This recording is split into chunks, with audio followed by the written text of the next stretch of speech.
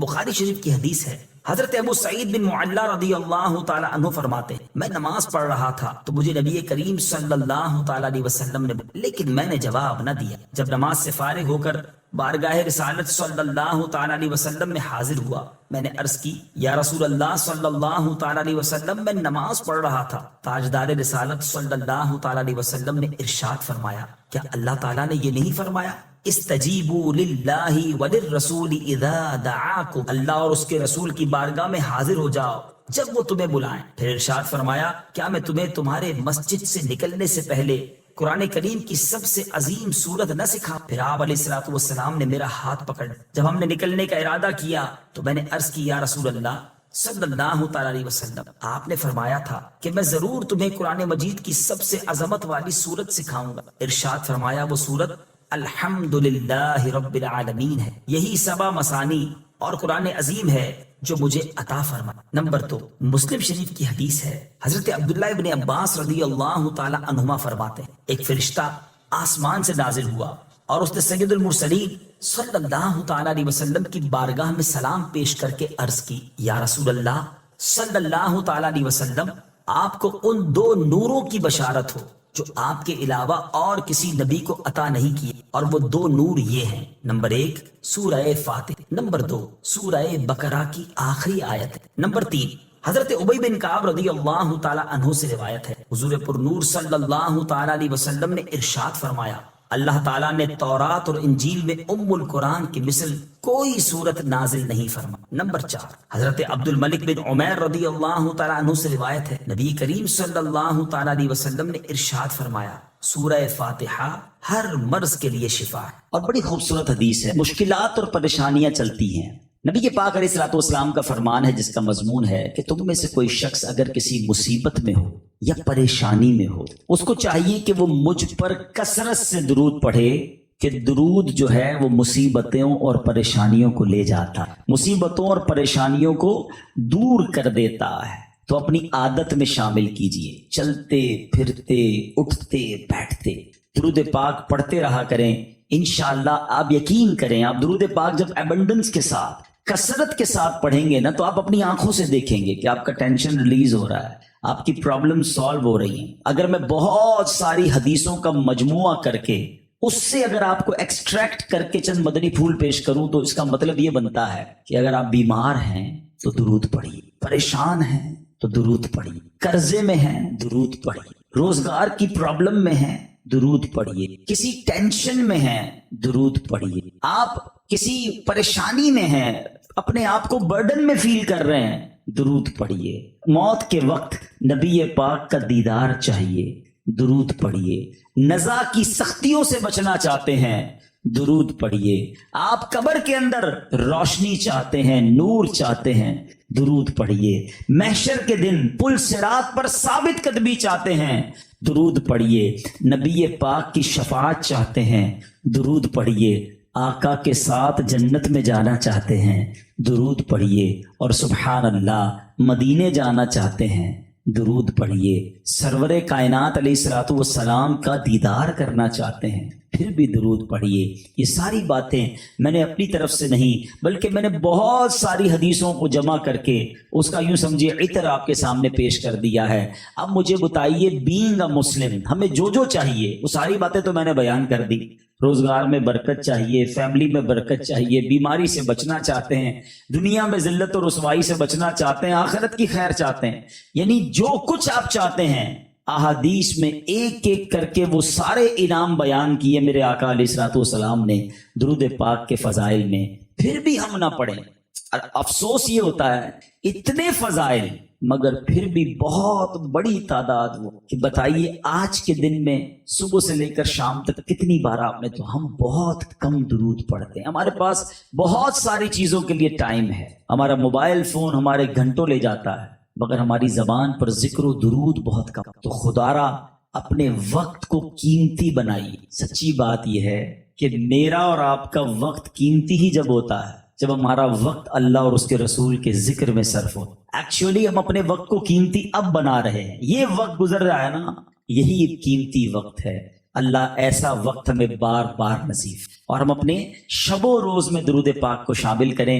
ایک بار محبت کے ساتھ بآواز بلند درود پاک پڑھ لیں۔ صلو علی الحبیب صلی اللہ تعالی علی محمد صلی اللہ علیہ وسلم۔ اللہ فرماتا ہے وَقِيلِهِ يَا رَبِّ إِنَّ هَؤُلَاءِ قَوْمٌ لَا يُؤْمِنُونَ۔ ترجمہ، مجھے رسول کے اس کہنے کی قسم جو رسول پاک کا قول تھا، اللہ اس قول کی قسم ارشاد فرما رہا ہے، مجھے رسول کے اس کہنے کی قسم کہ اے میرے رب یہ لوگ ایمان نہیں لا۔ اللہ پاک نے اپنے محبوب پاک علیہ الصلوۃ والسلام عمر مبارک کی بھی قسم، اللہ نے قرآن میں فرمایا لَعَمْرُكَ إِنَّهُمْ لَفِي سَكْرَتِهِمْ يَعْمَهُونَ۔ ترجمہ، اے محبوب تمہاری جان کی قسم، بے شک وہ اپنے نشے میں بھٹک رہے ہیں۔ اللہ نبی پاک کی قول کی بھی قسم ارشاد، اللہ نبی پاک کی عمر مبارک کی بھی قسم ارشاد فرما رہا ہے۔ اللہ کریم قرآن میں ایک جگہ نبی پاک کے شہر کی، نبی پاک کی راہ گزر کی قسم کیسے ارشاد فرماتا ہے؟ اللہ فرماتا ہے لا اقسم بہذا البلد، یعنی مجھے اس شہر کی قسم، وانت حل بہذا البلد، نبی پاک جس شہر میں رہتے ہیں اللہ اس شہر کی قسم ارشاد فرما رہا۔ ایک اور جگہ اللہ فرماتا ہے، ترجمہ، اس زمانہ محبوب کی، نبی پاک کے زمانے کی قسم۔ اب ان چاروں آیتوں کو ذرا ذہن میں رکھیے گا، اور بریلی کے تاجدار امام اہل سنت کا شعر، آپ کو اندازہ ہوگا کہ اللہ تبارک و تعالیٰ نے قرآن مجید میں کیسے نبی پاک کی نعت بیان فرمائی۔ سیدی اعلیٰ حضرت لکھتے ہیں وہ خدا نے ہے مرتبہ تجھ، نہ کسی کو ملے نہ کسی کو ملا، کہ کلام مجید نے کھائی شہا، تیرے شہر و کلام و بقا کی قسم، تیرا مسند ناز ہے عرش بری، تیرا محرم راز روح امی، تو ہی سرور ہر دو جہاں ہے شہا، تیرا مثل نہیں ہے خدا کی قسم۔ اللہ کہ انہوں نے اپنی آنکھوں سے چاند کے 2 ٹکڑے ہوتے دیکھے، اپنی آنکھوں سے سورج، تم پہ کروڑوں درود۔ آگے سنو، سورہ آل عمران آیت 179 میں اللہ فرماتا ہے مجتبی۔ سورہ جن آیت نمبر 27 میں آپ کو مرتضی کے لقب سے یاد کیا گیا۔ سورہ بنی اسرائیل آیت نمبر 1 میں عبد کامل۔ سورہ مائدہ آیت نمبر 15 میں آپ کو نور فرمایا گیا۔ سورہ نساء آیت نمبر 174 میں آپ کو برہان یعنی واضح روشن دلیل فرمایا گیا۔ سورہ احزاب آیت نمبر 40 میں آپ علیہ الصلوۃ والسلام کو خاتم النبیین فرمایا گیا۔ سورہ یاسین آیت نمبر 1 میں یاسین۔ سورہ طٰہٰ آیت نمبر 1 میں طٰہٰ۔ سورہ بقرہ آیت نمبر 119 میں بشیر یعنی خوشخبری سنانے والا اور نذیر یعنی ڈر سنانے والا فرمایا گیا۔ سورہ مزمل آیت نمبر 1 میں آپ کو مزمل۔ سورہ مدثر آیت نمبر 1 میں مدثر فرمایا۔ سورہ آل عمران میں آیت نمبر 164 میں اللہ پاک نے آپ کو مومنوں پر اپنا احسان قرار دیا۔ سورہ قلم آیت نمبر 4 میں آپ کو صاحب خلق عظیم فرمایا۔ سورہ بنی اسرائیل کی آیت نمبر 1 میں اللہ نے آپ کو صاحب معراج فرمایا۔ سورہ کوثر کی آیت نمبر 1 میں صاحب کوثر، تو سورہ بنی اسرائیل بھی نمبر 79 میں صاحب مقام محمود فرمایا۔ اللہ اکبر۔ جبھی تو سیدی اعلیٰ حضرت کہتے ہیں اللہ کی سرتاب قدم شان، انسان انسان، وہ انسان ہے یہ، قرآن تو ایمان بتاتا ہے اور ایمان یہ میری جان۔ سبحان اللہ، قرآن سے ہمیں پتہ چلتا ہے کہ نبی پاک کی شان اللہ تبارک و تعالیٰ نے کس پیارے انداز میں بیان۔ نعت خوانی کی ابتدا بہت پیارے صحابی رسول اور بھی بہت سارے صحابی، حضرت عبداللہ بن رواحہ بھی نبی پاک کی نعتیں پڑھا کر، مگر جو شاعر رسول نعت گو سرکار علیہ الصلوۃ والسلام کے دربار کے بہت مشہور ہوئے حضرت حسان بن ثابت رضی اللہ۔ تو اے نعت پڑھنے والوں تمہیں مبارک ہو، نعت پڑھنا تو صحابہ کی، اور نعت سننے والوں تمہیں بھی مبارک ہو کہ نعت سننا خود نبی پاک علیہ الصلوۃ والسلام کی سنت ہے۔ آقا علیہ الصلوۃ والسلام کی بارگاہ میں جو وہ شعر سناتے، اللہ اکبر، مگر جس شعر کی طرف میں توجہ دلانا چاہ رہا ہوں، شاید بہت سارے مسکنسیپشن، بہت ساری غلط فہمیاں دور ہو جائیں، اگر یہ شعر یاد بھی ہو جائے، اس کا معنی بھی سمجھ آ جائے، توجہ سے سنیے گا تو کوئی وسوسہ دماغ میں نہ آئے، اس لیے میں نے سوچا کہ یہ اور کلیریفائی کر دوں۔ قرآن کی روشنی میں بھی آپ نے سن لیا، اب میں حدیث کی روشنی میں وہ شعر سناتا ہوں جو حدیث کی تمام بڑی کتابوں میں موجود ہے. وہ لکھتے ہیں وَأَحْسَنُ مِنْكَ لَمْ تَرَكَتْ وَأَجْمَلُ مِنْكَ لَمْ تَلِدِ النِّسَاءُ خُلِقْتَ مُبَرَّأً مِنْ كُلِّ عَيْبٍ كَأَنَّكَ قَدْ خُلِقْتَ كَمَا تَشَاءُ. اب حضرت حسان بن ثابت کہتے ہیں وَأَحْسَنُ مِنْكَ تُعَيْبٍ، حضور آپ جیسا حسین آنکھوں میں، وَأَجْمَلُ مِنْكَ لَمْ تَلِدِ النِّسَاءُ، حضور آپ جیسا حسین و جمیل کسی ماں نے جنا ہی نہیں ہے. خلقت مبرأ من کل عیب، یا رسول اللہ، اللہ تعالیٰ نے آپ کو سارے عیبوں سے پاک بنایا ہے. کأنک قد خلقت کما تشاء، حضور آپ کو رب نے ایسا بنایا ہے جیسا آپ چاہتے. یہ قیامت کی نشانیاں کیا ہے؟ یہ تو ہوا نہیں ہے، سب ہوگا. قیامت سے پہلے کی نشانیاں کیا قرآن میں ہیں یا حدیث میں؟ نبی پاک علیہ الصلوۃ والسلام نے ساری ایک ایک کر کے قیامت کی نشانیاں بیان کی. یہ سارا علم غیبی تو ہے، یہ کہاں سے پتا چلا؟ احادیث کے ذریعے میں پتا چلا کہ قیامت سے پہلے دجال آئے گا، قیامت سے پہلے دابۃ الارض آئے گا، قیامت سے پہلے حضرت عیسیٰ علیہ السلام تشریف لائیں گے، قیامت سے پہلے امام مہدی آئیں گے، جناب فلاں علاقوں میں زلزلہ آئے گا. یہ ساری باتیں کہاں سے پتا چل رہی ہیں؟ آج دنیا مانتی ہے قیامت کی نشانیوں کو، موٹی موٹی کتابیں لکھ دی گئیں. یہ سارا علم غیبی تو ہے، نبی پاک نے آنے والے. انفارچونیٹلی ہمیں نہیں پتا، ہمارے بچوں کو نہیں پتا ہوتا کہ اللہ کے کلام میں کیا کیا موجود ہے. میں یہ واقعہ لے کر جو آیا ہوں اس کی وجہ بھی بیان کروں گا کہ میں کیوں آپ کو قرآن کا ایک واقعہ بھی آج سنانا چاہتا. بہرحال سورہ کہف میں یہ واقعہ ہے، اور حضرت ذوالقرنین رضی اللہ تعالیٰ عنہ نے دنیا کے ٹریول کی. حضرت ذوالقرنین ایسٹ بھی گئے، آپ ویسٹ بھی گئے، اب اس کے بعد آپ نے نارتھ کا سفر، شمال کا. اب یہ بڑا امیزنگ واقعہ ہے اور ایک قرآنی واقعہ ہے. اب جب شمال میں گئے تو وہاں بھی آپ کو ایک قوم ملی، اور اس قوم کی باتیں آپ کو سمجھ نہیں آ رہی تھی، ان کی زبان کوئی اور تھی. بہرحال انہوں نے اشاروں میں آپ کو بتایا کہ حضور ایک قوم ہے اور جس کے بڑے ظلم ہیں، اور اس قوم کو جو ہے وہ ہمیں بچائیے اس قوم سے. تو آپ نے جب اس قوم کے بارے میں معلوم کیا تو پتا چلا وہ قوم جب آتی ہے تو جانور فصلیں سب کھا جاتی ہے، اور وہ تھے یاجوج ماجوج. تو آپ نے کہا کہ اچھا پھر میری ہیلپ یہ کرو کہ میرے ساتھ مل کر ایک دیوار بناؤ. اب ایک ایسی ہسٹوریکل وال بنائی گئی ہے، اور یہ اللہ کی شان ہے کہ یہ دنیا میں ایگزسٹ کرتی ہے وال. یہ دیوار بھی ہے اور یاجوج ماجوج بھی اس وقت اس دنیا میں ہیں. ٹھیک ہے، اب یہ کہاں ہیں، اللہ نے ہماری نظروں سے کیسے چھپایا ہے، یہ اللہ کی قدرت ہے. بہرحال حضرت ذوالقرنین نے وہ دیوار بنائی، اور اس دیوار کے بارے میں تفسیر قرآن میں لکھا کہ اس میں لوہا بھی ڈالا گیا، لکڑی بھی ڈالی گئی، اور جناب آگ جلا کر اس کو اتنا کانکریٹ کر دیا گیا، اور وہ بہت اونچی بلند کی گئی پہاڑوں کے درمیان. اس کو سد سکندری کہا جاتا ہے. ٹھیک ہے، وال آف حضرت ذوالقرنین. اچھا، اب یہ وال تو بلند کر دی گئی. اب نبی پاک علیہ السلام فرماتے ہیں، حدیث پاک کا مضمون ہے کہ روزانہ جو یاجوج ماجوج ہیں اس دیوار کو توڑ رہے ہیں، اور وہ دیوار ٹوٹنے کے قریب ہو جاتی ہے، اور ان میں کا ایک شخص کہتا ہے کہ اب باقی کل توڑیں گے. جب وہ دوسرے دن آتے ہیں تو اللہ کے حکم سے وہ دیوار پوری بھی ہو جاتی ہے اور پہلے سے زیادہ مضبوط بھی ہو جاتی ہے. نبی پاک علیہ السلام فرماتے ہیں کہ قیامت سے پہلے ایک دن آئے گا کہ جب اللہ کا حکم ہوگا کہ ان کا خروج ہونا ہے، ان کو باہر آنا ہے، تو پھر اس دیوار کو توڑنے والا شخص آخر میں کہے گا کہ انشاءاللہ کل توڑیں گے. اب اس کے لفظ انشاءاللہ کہنے کی وجہ سے وہ دیوار جب وہ دوسرے دن آئیں گے تو اتنی ہی ہوگی جتنی وہ توڑ کر گئے ہوں، اور اب وہ باقی توڑ ڈالیں گے، اور اس کے بعد وہ جو قوم ہے وہ باہر. اب وہ کس سینیریو میں آئے گی وہ بھی میں آپ کو بتاتا ہوں. یہاں میں ایک مدنی پھول دینا چاہتا ہوں. علماء نے اس بات سے یہ مسئلہ ہمارے لیے بیان کیا کہ لفظ انشاءاللہ یعنی اللہ نے چاہا تو اگر یہ ہم اپنی باتوں میں شامل رکھیں، اپنی نیتوں میں شامل رکھیں تو کام پورے ہو جائیں. آپ فرماتے ہیں میں نے اپنے ارادوں کے ٹوٹنے سے اپنے رب کو پہچانا. مجھے پتا چل گیا کہ میں ارادہ کروں اور ہے وہ کس طرح ڈیمولش ہو جاتا ہے سارا پلان. تو یہ اللہ جب چاہے جو چاہے وہی ہوا ہے. بہرحال اب ذرا سینیریو سمجھیے گا. یہ ساری باتیں میں آپ کو بہت ساری احادیث سے گویا ایکسٹریکٹ کر کے بتا رہا ہوں، نکال کر اس کا عطر دے رہا ہوں.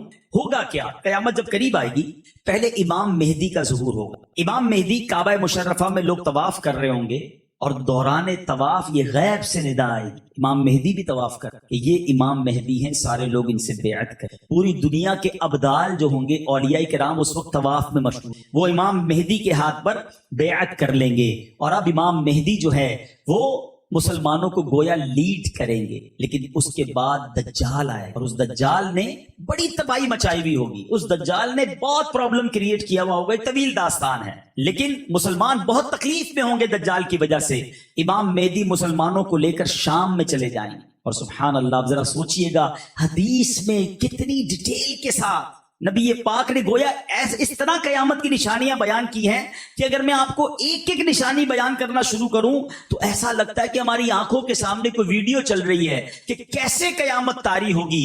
نبی پاک نے اتنا ڈیٹیل بیان کیا۔ جو لوگ سیریا گئے ہیں یا نہیں گئے تو انٹرنیٹ پر سرچ کیجئے گا، دمشق کی جامع مسجد دمشق، نبی پاک علیہ الصلوۃ والسلام نے فرمایا فجر کی اذان ہو چکی ہوگی، لوگ صفے بنا کر بیٹھے ہوں گے، مسجد ہوگی جامع مسجد دمشق، اور اللہ کے حبیب فرماتے ہیں کہ اذان کے بعد آسمان سے جامع مسجد دمشق کے مشرقی مینارے پر حضرت عیسیٰ علیہ الصلوۃ والسلام آسمان سے نازل ہوئے۔ میں اس مسجد میں بھی گیا اور اس مسجد کا وہ مینارہ کلوز کر دیا گیا، جنگلہ لگا کر بند ہے، اب صرف وہ مینارہ اسی دن کھلے گا جب حضرت عیسیٰ علیہ الصلوۃ والسلام جو ہیں آسمان سے اس مینارے پر نزول فرمائیں گے۔ نبی پاک فرماتے ہیں کہ وہ اس مینارے پر آئیں گے، احادیث کا مضمون ہے، اور پھر آئیں گے تو امام مہدی عرض کریں گے حضور آپ فجر پڑھائیں۔ حضرت عیسیٰ علیہ الصلوۃ والسلام چونکہ اب امتی بن کر آئیں گے تو اب امام مہدی ہی کو آگے کریں گے، امام مہدی جماعت کروائیں گے۔ اس کے بعد حضرت عیسیٰ علیہ الصلوۃ والسلام دجال کو قتل کریں گے اور مسلمانوں کے اندر ایک سکون یوں سمجھے کہ بات برپا ہوگی۔ مگر اب فوراً اس کے بعد کچھ دنوں کے بعد یاجوج ماجوج خروج ہو جائے۔ یہ کیسا وقت ہو؟ حضرت عیسیٰ علیہ الصلوۃ والسلام کو حکم ہوگا کہ مسلمانوں کو لے کر کوہ طور پر چلے جائیں، آپ کوہ طور پر چلے جائیں گے، اور یاجوج ماجوج اس دنیا میں وہ تباہی مچائیں گے کہ وہ انسان، کیڑے مکوڑے، تمام چیزوں کو ختم کرتے ہوئے چلے جائیں گے۔ یہاں تک لکھا گیا کہ ایک بہت بڑا دریا ہوگا، یاجوج ماجوج کی ایک قوم بحر تبریہ اس کو کہا جاتا ہے، اس سمندر کے اس کنارے سے جب گزریں گے اور جب دوسری جماعت گزرے گی تو ان کو لگے گا یہاں پانی نہیں تھا، وہ سارا پانی پی جائیں گے۔ جب پوری دنیا کے لوگوں کو وہ مار دیں گے، صرف مسلمان کوہ طور پر ہوں گے، تو اب ان ظالموں کے دماغ میں یہ آئے گا کہ زمین والوں کو تو مار دیا، اب چلو آسمان والوں کا قتل۔ اب وہ آسمان کی طرف تیر چلائیں گے اللہ کی طرف سے۔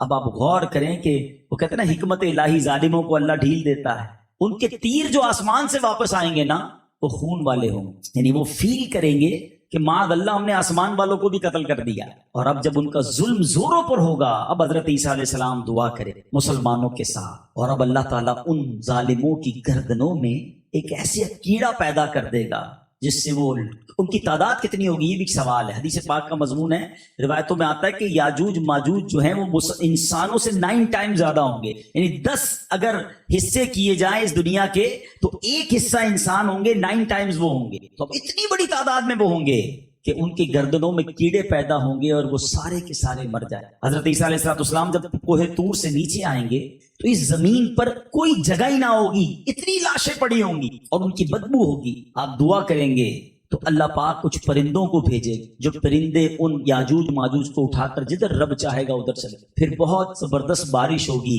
زمین فصلیں اگائے گی، گویا زمین کی کلیننگ ہوگی، اور پھر اسلام کا دور دورہ ہوگا۔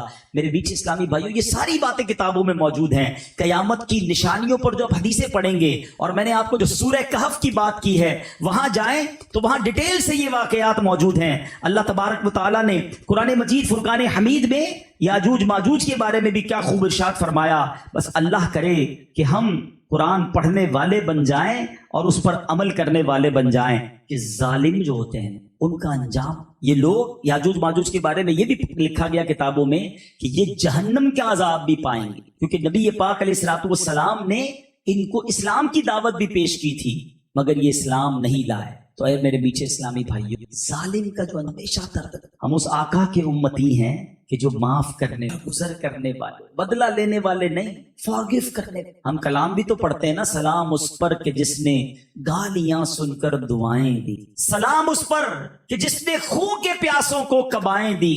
آقا جانی دشمن کو معاف کر دیتے اور ہم چھوٹی چھوٹی بات پر دشمنیاں سٹارٹ کرتے ہیں، فلاں کو تو نہیں چھوڑ، فلاں سے تو بدلہ لوں گا، اس کو تو میں بتاؤں گا میں کون ہوں۔ نہیں میرے پیچھے اسلام، آپ نے درگزر کر، آپ نے دشمنی نہیں، معافی دے دی، اور ظلم کبھی نہ، زندگی ایسے ہی گزارو کہ کسی کو میری وجہ سے تکلیف نہ ہو۔ میں آپ کو اپنے آقا علیہ الصلوۃ والسلام کی ایک حدیث سناتا ہوں۔ اللہ کے حبیب علیہ الصلوۃ والسلام فرماتے من آذا مسلمن فقط آذان، جس نے کسی مسلمان کو تکلیف دی نبی پاک فرماتے اس نے مجھے تکلیف. اب یہاں یہ شرط نہیں ہے کہ میں اپنے رشتہ دار کو تکلیف نہ دوں باقی اپنے ملازم کو جتنی چاہے تکلیف دوں, اپنی ماں کو تکلیف نہ دوں اپنی بیوی کو چاہے جتنی تکلیف دے دوں, اپنے گھر والوں کو تکلیف نہ دوں سسرال والوں کا بے شک بیڑا غرق کر دوں. تمام مسلمانوں کے لیے فرمایا من آذا مسلمن مطلقاً, تمام مسلمانوں میں سے کسی کو تکلیف نہیں دینی. کیوں کہ جس نے کسی مسلمان کو تکلیف دی فقط آذانی, اس نے مجھے تکلیف دی. اور آگے سنو ومن آذانی فقط آذ, جس نے مجھے تکلیف دی وہ ایسا ہے گویا اللہ. یہ بات کدھر تک جاتی ہے؟ کوئی غریب ہمارا ملازم, کوئی غریب ہمارا یوں سمجھے ملاقات کرنے والا, بعض اوقات روڈ پہ لوگ کھڑے ہوتے ہیں, مسجد میں ہوتے ہیں, لوگ انہیں گھاسی نہیں ڈالتے اور جو منہ میں آتا ہے بول دیتے ہیں, کہتے ہیں یار یہ تو چھوٹا آدمی ہے کیا کرے گا. نہیں, کوئی چھوٹا نہیں ہے. یاد رکھیے گا اگر کسی پر ظلم کیا نا اور اس کے دل سے ہائی نہیں, اللہ مظلوم کے ساتھ اس غریب میں بڑا پاور ہے.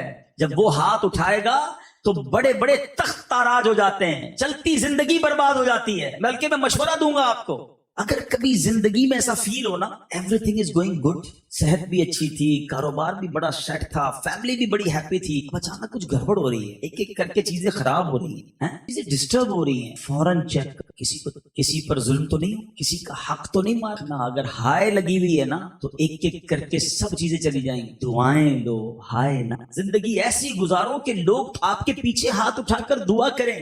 زندگی اس چیز کا نام نہیں ہے کہ میں کپڑے کتنے شاندار پہنتا ہوں, گھر کتنا اچھا, یا گاڑی کتنی قیمتی ہے. زندگی اس کی شاندار ہے کہ جب اس کا نام لو تو چہرے پہ مسکراہٹ آتی ہے کہ نہیں, اس کے لیے ہاتھ اٹھتے ہیں دعا کے لیے نہیں.